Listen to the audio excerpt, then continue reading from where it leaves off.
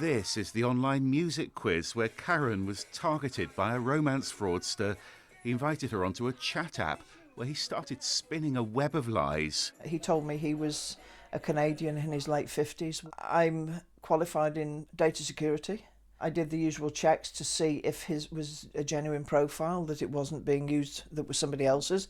And he was just very gentle, very kind, very funny. He said ABBA reminded him of his younger days, and that fitted with somebody in their 50s. He sent fake photos and even made a sophisticated fake video call.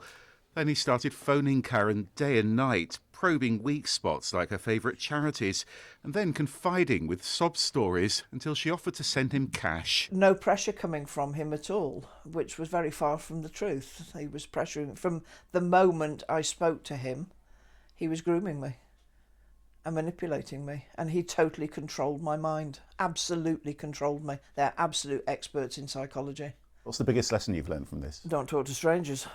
So have you been getting some sleep, love, or just resting? By the time Karen recorded this call, she was already suspicious. Credit card. No, not yet. No, that should come through tomorrow. And when Karen finally confronted him, he revealed his real identity. Wow, he does look like a little kid there, doesn't Yeah, he? he does. And he said, I'm in Nigeria, I'm Nigerian. I thought, my God, what the age of him. Very boyish looking, old enough to be his grandmother. A cradle snatcher. Why did he confess? What happened? You can't believe anything they tell you because very often it's another scam coming out of it. But he said he cared about me and he couldn't do it anymore. We talked about how it worked and what happened, and he did work for a gang. He's not a master criminal. He's in fear for his life now because he's escaped from these gangs that groom these youngsters. And you form this weird attachment to this person.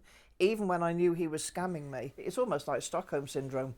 Karen's shining a light on her romance fraud as part of a campaign by Nottinghamshire's police commissioner.